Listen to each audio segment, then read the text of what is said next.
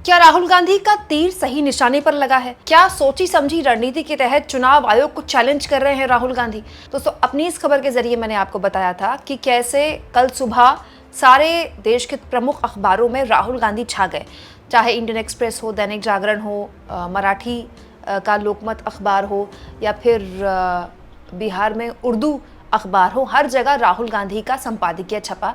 और इस संपादकीय में राहुल गांधी ने चुनाव आयोग पर भीषण गंभीर सवाल खड़े कर दिए। दोस्तों, ऐसा लगा कि राहुल गांधी शायद एडिटोरियल लिख के बात को खत्म कर देंगे, लेकिन जब उनके एडिटोरियल ने तूफान मचाया तो चुनाव आयोग के सामने एक बार फिर से खड़े हो गए राहुल गांधी, और राहुल गांधी ने चुनाव आयोग को एक बार फिर से ललकारा है। दोस्तों, अब चुनाव आयोग को राहुल गांधी ने क्या बोला है ये मैं आगे आपको बताऊंगी, लेकिन जिनको नहीं पता मैं आपको बता दूं। दोस्तों, कल राहुल गांधी ने इंडियन एक्सप्रेस, दैनिक जागरण, बिहार का उर्दू अखबार, इसके अलावा लोकमत मराठी अखबार, देश के तमाम बड़े अखबारों में संपादकीय छापा, और इस संपादकीय में चुनाव आयोग पर बेहद गंभीर सवाल खड़े किए गए थे। चुनाव आयोग के साथ साथ बीजेपी पर गंभीर सवाल खड़े किए थे। और दोस्तों, महाराष्ट्र इलेक्शन पर ये पूरा आर्टिकल राहुल गांधी ने लिखा था, जिसमें उन्होंने बताया था कि कैसे अलग अलग स्टेप्स के जरिए, कैसे अलग अलग तरीके से पूरी तरह से चुनाव की चोरी करती है बीजेपी, और चुनाव आयोग की नियुक्ति के पैनल पर पहले बीजेपी ने कब्जा किया।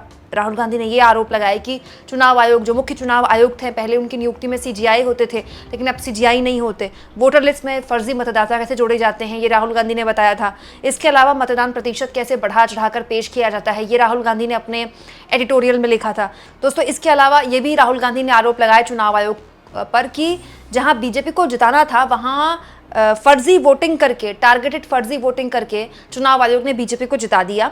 बाद में सबूतों को छुपाया, और उसके बाद राहुल गांधी ने इसको लेकर बड़े सवाल खड़े कर दिए थे, और इसको जोड़ दिया था बिहार इलेक्शन से कि जो बीजेपी ने महाराष्ट्र में किया वही बीजेपी बिहार में करेगी।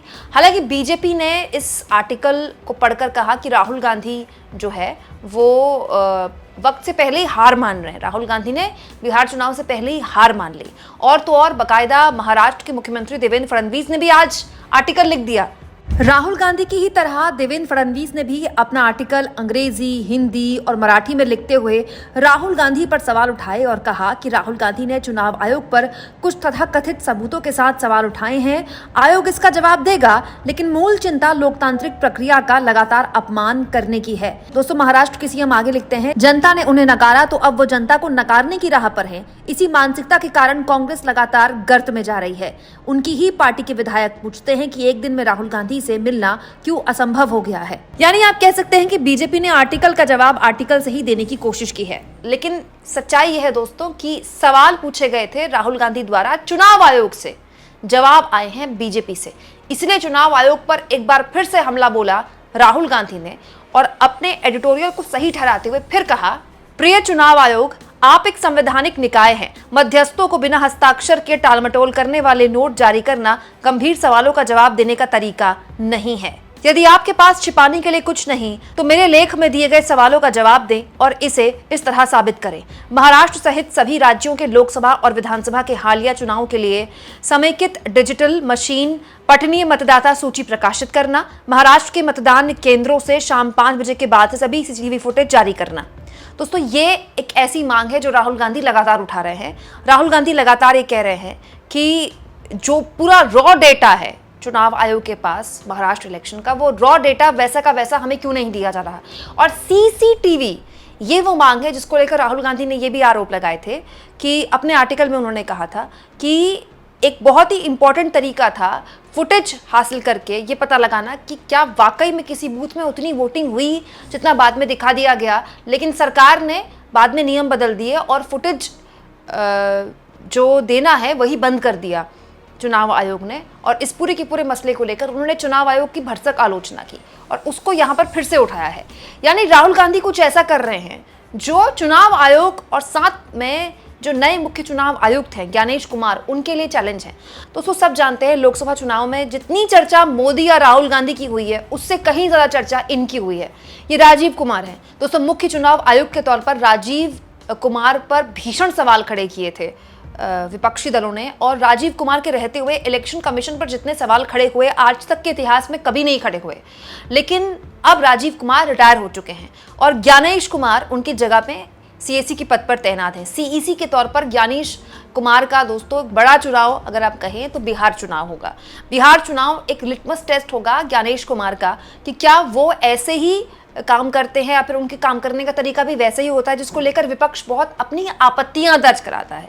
आप ये कह सकते हैं कि वक्त से पहले ही ज्ञानेश कुमार का बिना नाम लिए राहुल गांधी ज्ञानेश कुमार के आगे एक कसौटी रख रहे हैं कि अब वो जिस तरह भी काम करेंगे, जो भी उनके फैसले होंगे, उनको न केवल राहुल गांधी बल्कि विपक्ष भी उसी कसौटी पर उनका आंकलन करेगा। हालांकि इससे ज्ञानेश कुमार के कामकाज का आंकलन नहीं किया जा सकता, लेकिन दोस्तों इतिहास किसी को नहीं भूलता। डॉक्टर मनमोहन सिंह को लेकर भी उनका वर्तमान बहुत ज़्यादा एग्रेसिव था, बहुत ज़्यादा आलोचक था, लेकिन उन्होंने कहा था कि वो उम्मीद करते हैं कि इतिहास उनके लिए नरम रहेगा। और सब जानते हैं दोस्तों, जब डॉक्टर मनमोहन सिंह के देहांत की खबर आई तो ऐसे ऐसे लोगों ने भी डॉक्टर मनमोहन सिंह के आगे खेद प्रकट किया, डॉक्टर मनमोहन सिंह से माफ़ी मांगी, डॉक्टर मनमोहन सिंह को याद किया जिन्होंने अपने वक्त में उनको लेकर क्या क्या बातें बोली थी। ठीक वैसे ही ज्ञानेश कुमार या राजीव कुमार जैसे भी सीईसी रहते हैं, इतिहास के पन्नों में उनका वो काम हमेशा के लिए दर्ज रहेगा। तो क्या बड़ा सवाल ये कि राहुल गांधी पॉइंट नंबर 1 चुनाव आयोग पर लगातार टिप्पणी कर रहे हैं, चाहे चुनाव हो या ना हो। ये इसलिए भी जरूरी है क्योंकि बार बार ये कहा जाता है कि जब ये चुनाव हार जाते हैं तभी इस तरह के सवाल खड़े करते हैं विपक्षी। तो अब राहुल गांधी ने ये सवाल तब भी खड़े किए हैं जब कोई चुनाव नहीं है। भाई बिहार का चुनाव तो अभी बहुत वक्त है ना बिहार के चुनाव में।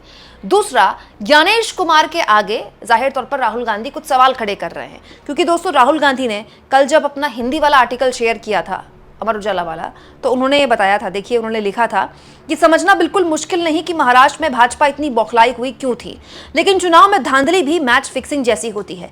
जो पक्ष धोखाधड़ी करता है वो भले ही जीत जाए, लेकिन इससे लोकतांत्रिक संस्थाएं कमजोर होती हैं और जनता का नतीजों से भरोसा उठ जाता है। हर जिम्मेदार नागरिक को सबूतों को खुद देखना चाहिए, सच्चाई समझनी चाहिए और जवाब मांगने चाहिए, क्योंकि महाराष्ट्र की ही ये मैच फिक्सिंग अब बिहार में दोहराई जाएगी और फिर वहां भी जहां जहां बीजेपी हार रही होगी।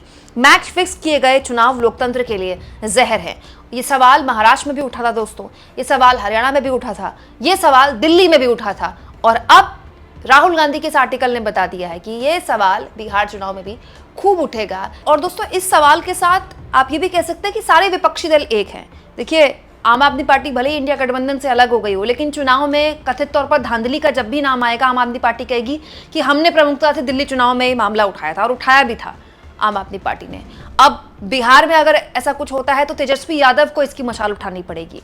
लेकिन बड़ा सवाल यह है दोस्तों कि ये जो मुद्दा है केवल अखबारों के आर्टिकल्स भर बन के रह जाएगा या फिर कोई वाकई में बदलाव जैसा हम कुछ देख पाएंगे। कमेंट बॉक्स में जरूर लिखें, और जितना हो सके दोस्तों चैनल को शेयर भी करें, सब्सक्राइब भी करें, और थैंक्स और ज्वाइन दोस्तों, ये 2 ऑप्शन है जिसके जरिए आर्थिक तौर पर भी आप चाहें तो चैनल की हाथ मजबूत कर सकते हैं।